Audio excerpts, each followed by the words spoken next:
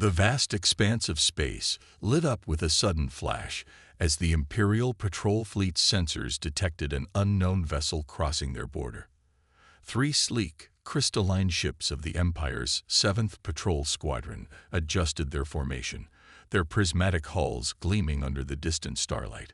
The bridge of the Imperial flagship buzzed with activity as crew members rushed to their stations. Lord Grey, his silver skin shimmering with bioluminescent patterns of authority, stood from his command chair. His long fingers danced across the holographic display, studying the preliminary scans of the intruding vessel. "Most peculiar," he muttered, his inner eyelids flicking in confusion. "The ship's hull is made of metal. How primitive." His crew shared knowing looks. Only barbarians would use such basic materials for spacefaring vessels. The unknown ship didn't seem concerned by their presence. It maintained its course, moving with an almost lazy confidence. Its hull was dark gray, lacking the expected crystalline aesthetics of civilized species. Obvious welding seams marked its surface, and simple chemical thrusters dotted its frame. "Open communications," Lord Grey commanded, straightening his ceremonial robes. "Let us educate these primitives on proper protocol." The communications officer complied, sending the standard first contact package, a data burst containing the Empire's glorious history, technological achievements, and demands for immediate submission to their authority. The response was not what they expected. A human face appeared on their view screen. The creature looked remarkably plain, with short brown hair and what appeared to be a day's worth of facial hair. He wore a simple blue uniform with minimal decorations. "This is Captain James of the Earth ship Wanderer," the human said, appearing completely at ease. "Nice light show with those ships of yours. Very sparkly." Lord Grey's patterns flashed with indignation. "You stand before the might of the Galactic Empire. Your primitive vessel has illegally entered our space. Submit to our authority immediately, or face the consequences." The human captain raised an eyebrow, then did something that would be remembered in Imperial records for centuries to come. He smiled. Not a diplomatic smile, not a nervous smile, but the kind of smile someone gives when they know something you don't. "Primitive, huh?" James leaned back in his chair, looking almost bored. "That's an interesting assumption." Lord Grey's patterns turned deep purple with rage. "Your vessel is constructed of basic metals. You use chemical propulsion. Your communication technology is simplistic. Submit now, or we will be forced to demonstrate our superiority." The human's smile widened. "You know what they say about assumptions, right?" He glanced off-screen for a moment. "But hey, if you want a demonstration, feel free. We could use some entertainment during our shift." Lord Grey had enough. He signaled his weapons officer, and the Imperial ships moved into attack formation. Their crystalline hulls hummed with energy as they prepared to fire their quantum-locked particle beams, weapons that could slice through any known shield technology. The human ship just sat there, making no attempt to raise shields or power weapons. The humans had to be insane or stupid, probably both, Lord Grey thought. "Final warning," Lord Grey announced. "Submit or be destroyed." Captain James yawned. Actually yawned. "You know what? I think I'll make some coffee first. Anyone else want coffee?" He looked around at his off-screen crew, completely ignoring the Imperial threat. Lord Grey gave the fire order. 3 brilliant beams of energy lanced out from the Imperial ships, converging on the human vessel. By all rights, the primitive metal ship should have been vaporized instantly. Instead, the beams passed straight through it. Not deflected, not absorbed, but through it, as if the ship wasn't even there.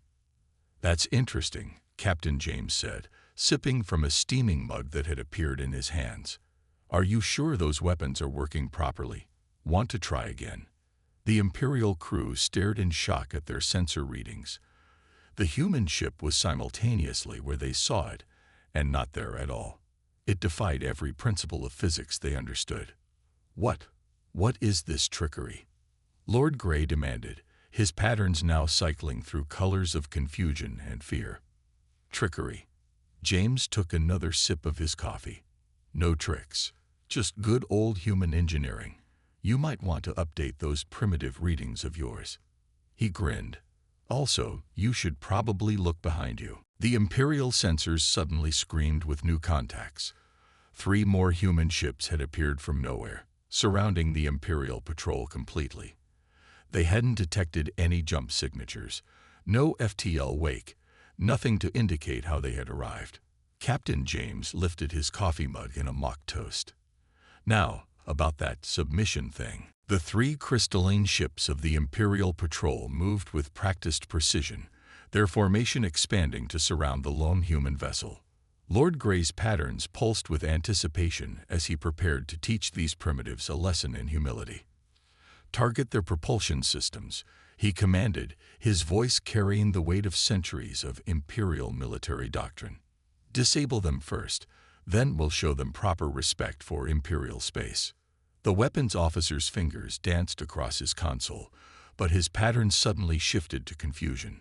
My lord, the targeting systems, they're not responding correctly. On the main display, the target lock indicators kept sliding off the human ship, as if it was surrounded by some kind of invisible field. Yet their sensors showed no energy shields, no defensive systems at all. Manual targeting then, Lord Grey ordered, his patterns flickering with irritation. The human ship continued to drift lazily, maintaining its casual course as if 3 Imperial warships weren't about to open fire. Captain James's face reappeared on their communication screen, still wearing that infuriating smile. He was sipping from his coffee mug, looking more like someone watching an entertaining show than a captain about to face combat. The Imperial ships fired their warning shots, precisely calculated to pass just meters from the human vessel's hull. Instead, the energy beams curved away at the last moment, as if repelled by some unseen force. Having some trouble with your aim? James asked, raising an eyebrow. Those crystal ships of yours are pretty, but maybe you should focus more on functionality than aesthetics. Lord Grey's patterns turned deep crimson with rage. All ships, full attack pattern. Show them the true power of Imperial technology. The 3 ships moved in perfect coordination, executing a battle plan that had won countless engagements. Their crystalline hulls hummed with power as they prepared to unleash their full arsenal. The human ship suddenly moved. Not the careful, calculated movement of Imperial vessels, but a casual roll that somehow defied their understanding of inertia. It was like watching water flow uphill. Interesting approach, James commented, finishing his coffee. Very geometric, very predictable. His ship continued to move in ways that shouldn't have been possible, each maneuver making less sense than the last. The Imperial sensors were going haywire. One moment the human ship was there. The next it seemed to exist in multiple places at once. Their targeting computers, the most advanced in known space, were having what could only be described as a nervous breakdown. Lieutenant, James called to someone off-screen. Maybe we should show them that little trick we've been working on. You know, the one that isn't supposed to be possible. The human ship suddenly split into 3 identical images. Not holograms, not sensor ghosts, but somehow all equally real and equally not there. The Imperial crew watched in horror as their carefully planned attack formation was now mirrored by the human vessel. How are they? The weapons officer started, his patterns showing complete confusion. Their hull is still reading as basic metal. This shouldn't be possible. Lord Grey's patterns had faded to a pale yellow of uncertainty. Everything they knew about physics, about proper ship design, about the logical progression of technology, was being casually ignored by this single human vessel. Remember what you said about primitive technology? James asked, now leaning forward in his chair with genuine amusement. Maybe you should reconsider your definition of primitive. Sometimes the simple approach has advantages. The human ship's triple images suddenly converged, but not back into one ship. Instead, they merged into something that caused every sensor on the Imperial vessels to simply shut down in protest. It was as if reality itself had decided to take a break. What's wrong? James asked innocently. Your sensor's having trouble with a little non-Euclidean geometry. Don't worry, it confuses our computers too sometimes. That's why we switch to analog backup systems. Sometimes older is better. Lord Grey stared at the display, watching his perfect formation fall apart as his ships tried to track something that shouldn't exist.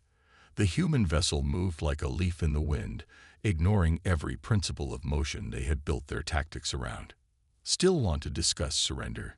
James asked, holding up his empty coffee mug. "I need a refill anyway, so take your time deciding.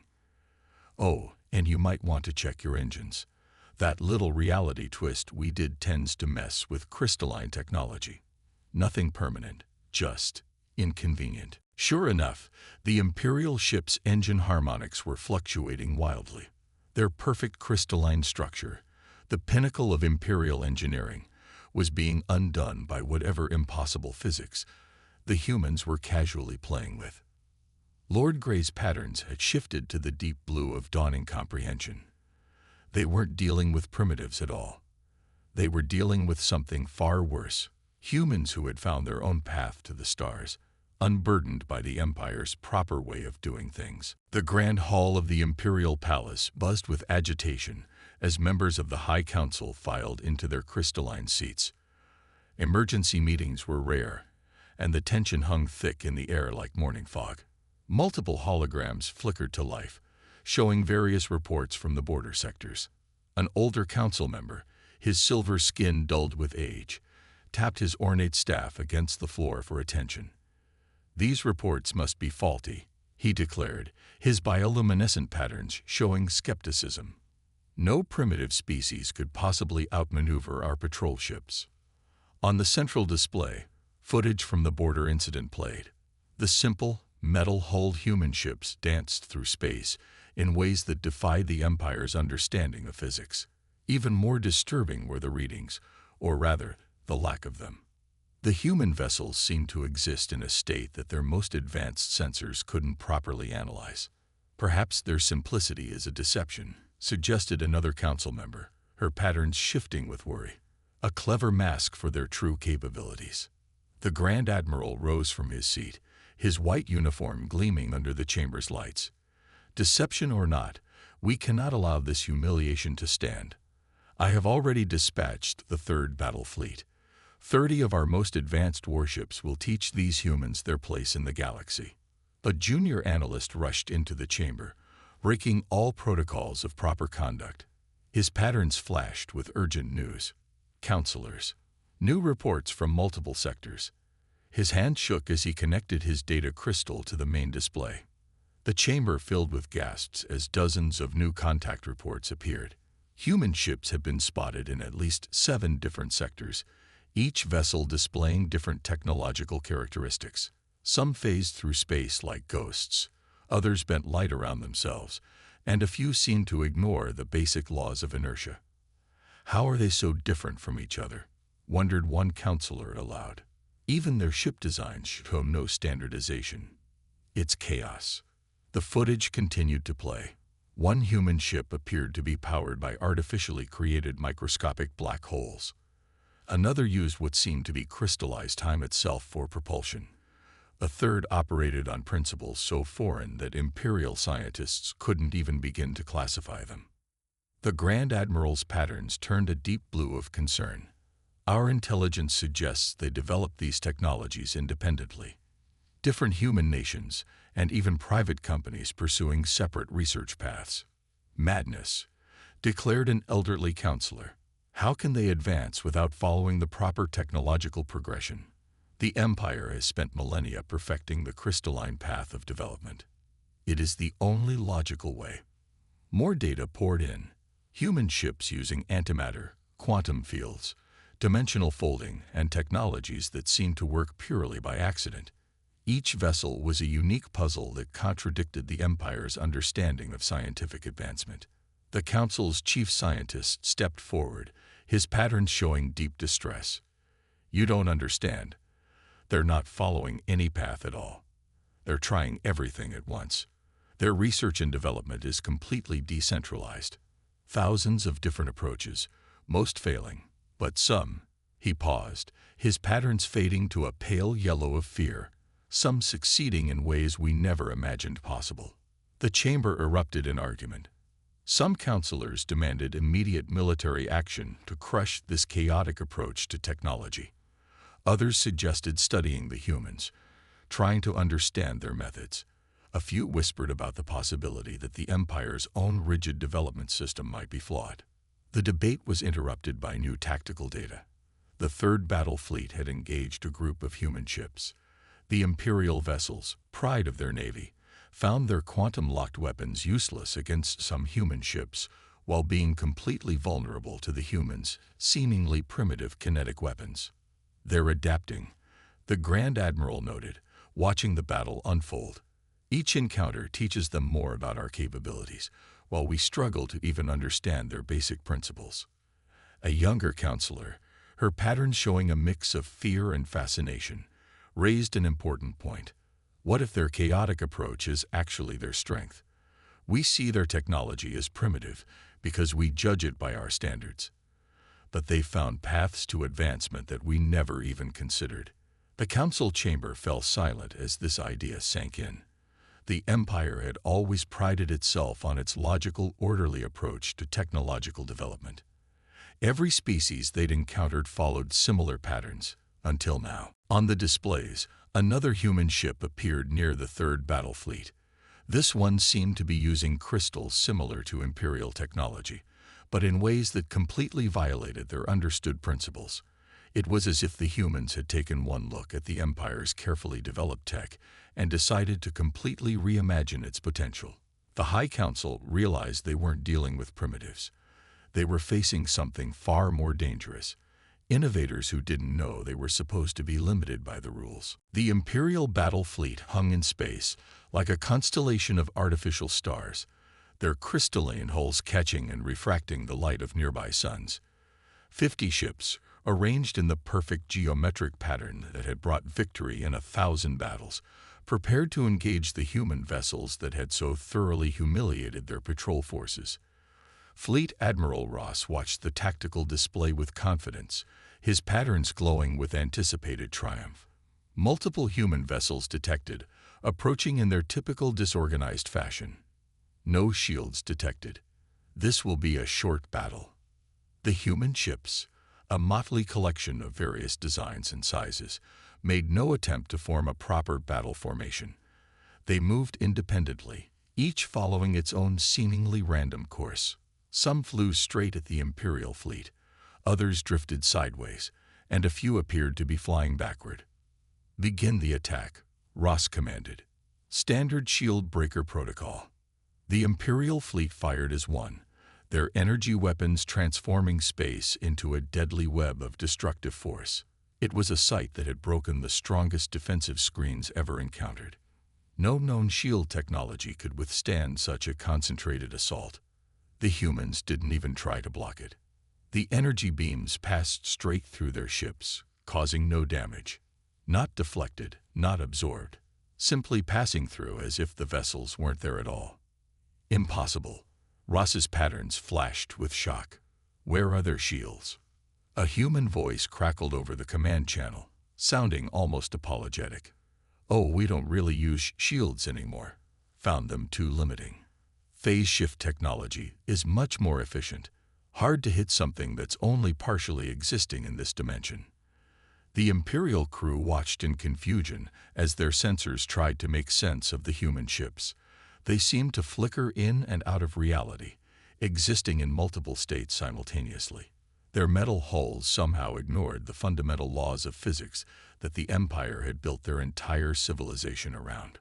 All ships switched to temporal disruptors, Ross ordered.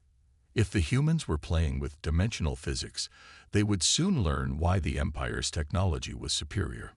The temporal weapons fired, designed to lock their targets into a single quantum state. It was the perfect counter to any phase shift technology. Or it should have been. The human ships shimmered slightly, then continued their approach completely unaffected. Another human voice joined the channel, this one sounding genuinely interested. "Hey, was that temporal manipulation? Nice try."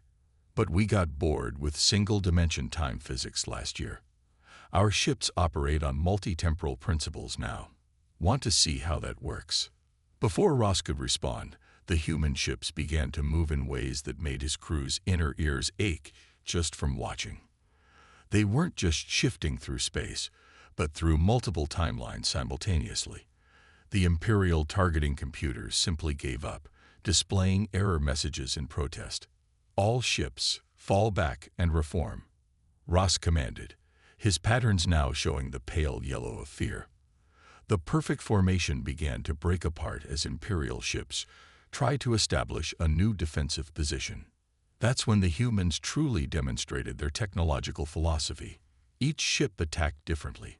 Some used weapons that seemed impossibly primitive, firing simple metal projectiles that somehow carried enough energy to crack crystalline hulls.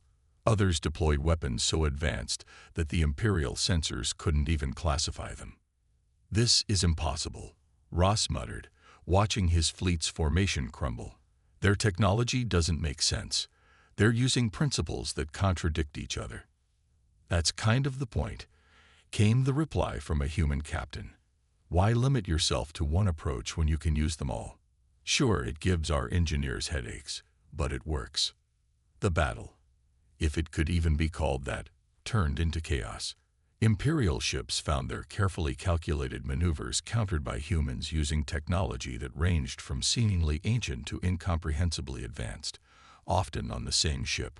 One human vessel appeared to be powered by controlled nuclear fusion, a technique the Empire had abandoned centuries ago as too primitive. Yet it moved with grace that their best ships couldn't match. Another used what appeared to be steam power, somehow converted into energy that their sensors couldn't even detect. "Full retreat," Ross finally ordered, his patterns showing the deep blue of complete defeat. "All ships, emergency jump to safe coordinates." As the Imperial fleet prepared to flee, a final message came from the human ships. "Thanks for the workout. Don't worry about your damaged ships. We'll help tow them to safety. Our engineers are actually really excited to take a look at your crystal technology. We've got some ideas for improving it." That last offer of help was perhaps the most humiliating moment of all. The Empire's perfect technology, developed over thousands of years, was about to be improved by beings who couldn't even stick to a single scientific principle. And somewhere in the background, human engineers were already sketching out plans to combine Imperial crystals with their chaotic approach to physics, grinning at the possibilities. The Imperial Intelligence Headquarters buzzed with unusual activity as Officer Tom pored over mountains of data about human technology. His research chamber, normally pristine and organized, now looked like it had been hit by an information storm. Holographic displays covered every surface, showing fragments of human technological development throughout their history. Tom's patterns flickered with frustration as he tried to make sense of it all. Unlike the Empire's clear, logical progression of technology, human development looked like a tangled web of concurrent innovations, failures, and inexplicable leaps forward. "Look at this," he muttered to his assistant, pointing to a timeline. "They developed nuclear power, then kept using chemical rockets. They created quantum computers but still use mechanical keyboards. They have antimatter drives, but some of their ships run on fusion. Nothing follows the proper order." His assistant, whose patterns showed equal confusion, brought up another dataset. "Sir, you need to see this. Analysis of their research facilities." The display showed thousands of different laboratories, universities, and private companies, all working on similar problems in completely different ways. Some used cutting-edge technology, others deliberately restricted themselves to basic tools. Many were competing with each other, yet somehow this competition led to faster advancement. "This makes no sense," Tom said, his patterns shifting to show deep thought. "They're researching everything at once.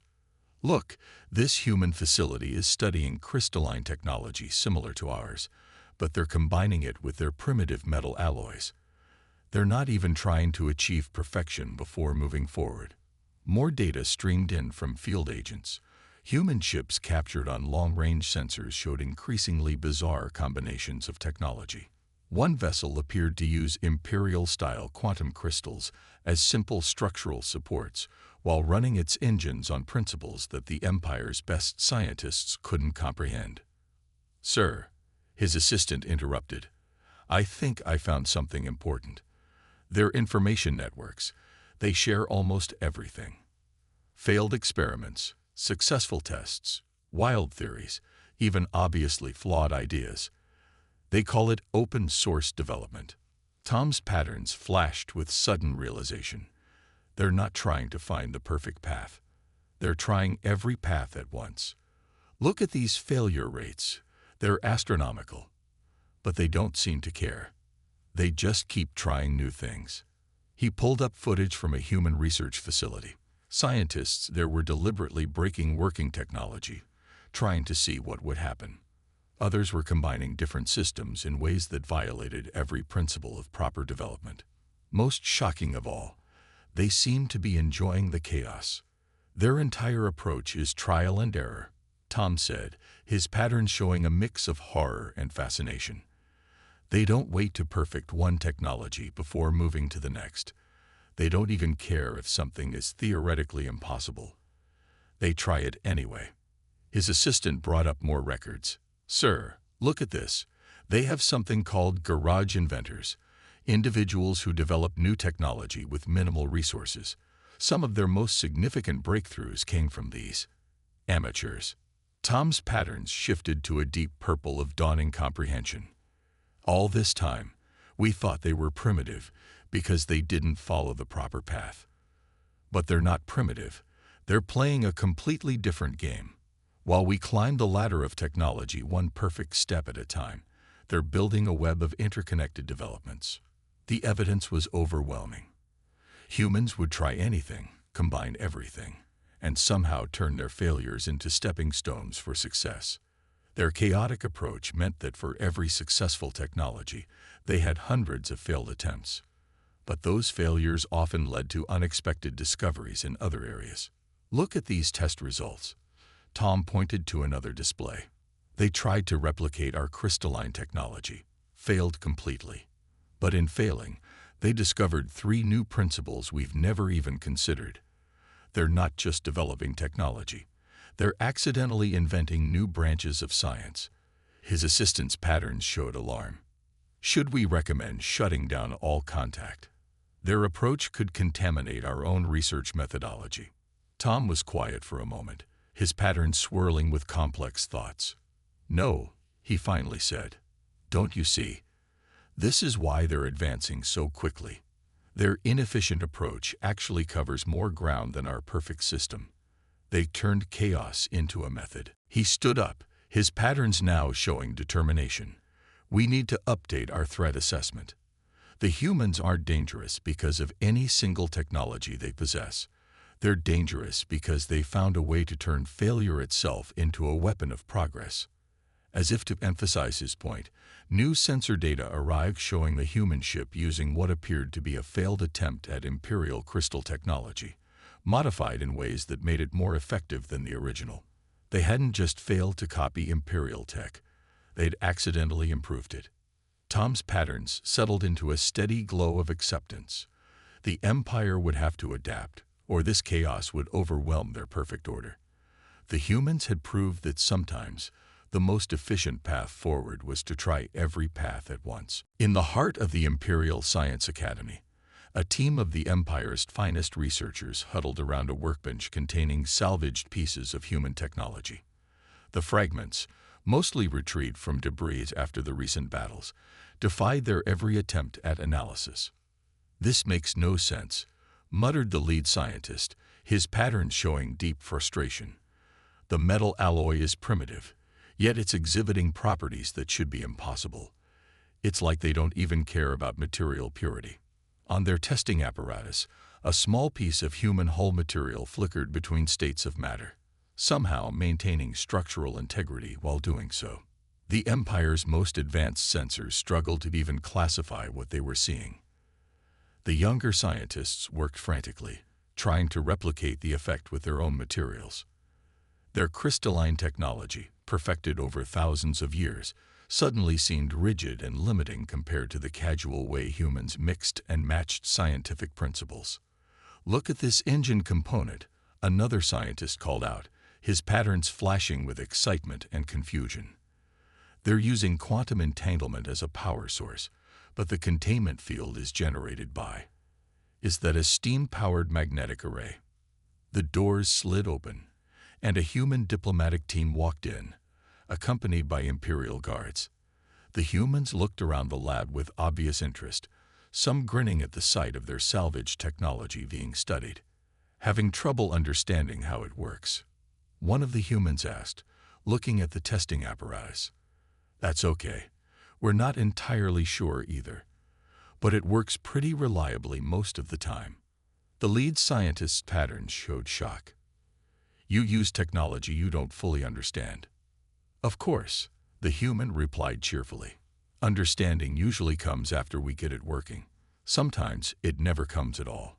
But as long as we can replicate the effect reliably, we consider it a success."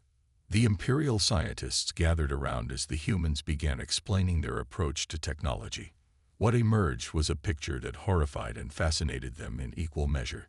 Humans didn't wait to fully understand a principle before applying it. They mixed different technologies without concern for theoretical compatibility. They even deliberately introduced random variables into their experiments just to see what would happen. "Here," said one of the humans, pulling up a holographic display of their own. "These are our current FTL drive designs. We've got about 200 different types in active use." The Imperial scientists stared at the display in shock. Each drive used different principles, some seemingly contradicting the others. Some bent space, others ignored it entirely. A few appeared to achieve faster-than-light travel by accidentally breaking other laws of physics as a side effect. But how do you maintain standardization?" the lead scientist asked, his patterns showing genuine distress. "How do you ensure perfect replication of successful designs?" The humans laughed. "Standardization? Where's the fun in that? Every ship is a little different.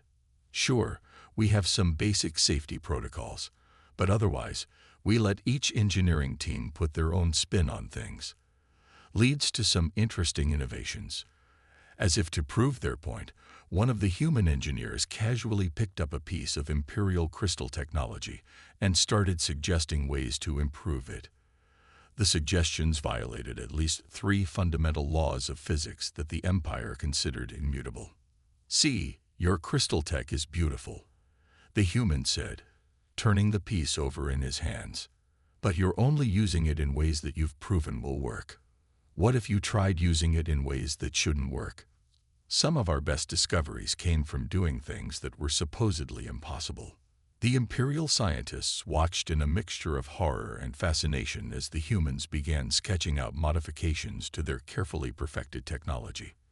They suggested combining it with seemingly primitive materials, introducing deliberate imperfections, and even running power through it backwards, just to see what happens.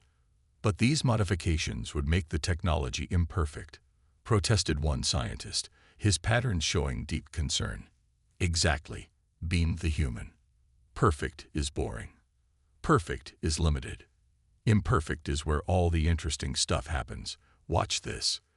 The human proceeded to demonstrate how introducing a simple flaw in the crystal's structure created an effect that the Imperial scientists had believed impossible. It wasn't elegant, it wasn't perfect, but it worked.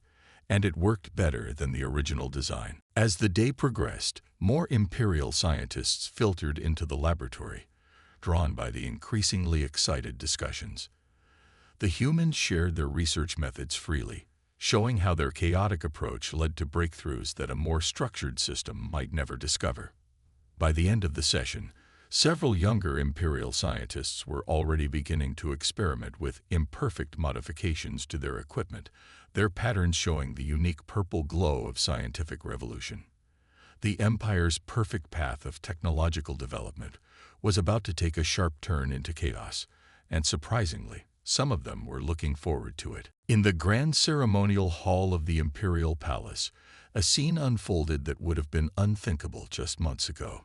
The human diplomatic team walked confidently across the crystalline floor, their simple uniforms standing in stark contrast to the ornate dress of the imperial court. The Empire's most powerful figures watched with mixed emotions as these upstart humans approached the High Council's platform. The lead human diplomat carried no ceremonial staff, wore no formal robes, and displayed none of the traditional signs of diplomatic office. Instead, he carried what appeared to be an ordinary tablet computer and wore a slight smile that somehow managed to convey both respect and amusement. "We appreciate the invitation," the diplomat began, ignoring centuries of proper protocol for addressing the council. "We've reviewed your request for technological exchange, and we have a counter-proposal." The council members' patterns shifted with various emotions as the human pulled up a holographic display. Instead of the expected technical schematics, it showed something far more basic, a teaching curriculum. "You don't want our technology," the human continued. "You want to know how we develop it. So we're offering to share our research methods instead. We'll teach your scientists how to think like humans." A murmur rippled through the assembled crowd. The council's patterns flickered with a mix of outrage and curiosity. The head counselor leaned forward, his patterns showing careful neutrality.